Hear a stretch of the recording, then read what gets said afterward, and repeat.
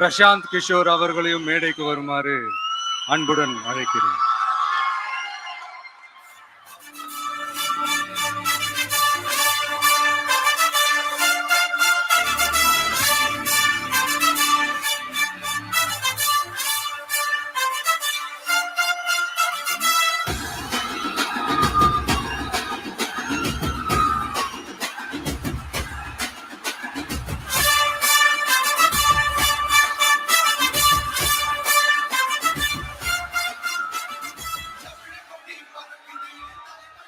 இதய துடிப்பை பெற்றுவிட்ட தமிழக வெற்றி கழகத்தின் தலைவர் விஜய் அவர்களை அன்போடு மேடைக்கு வருக வருக என வரவேற்கிறோம்.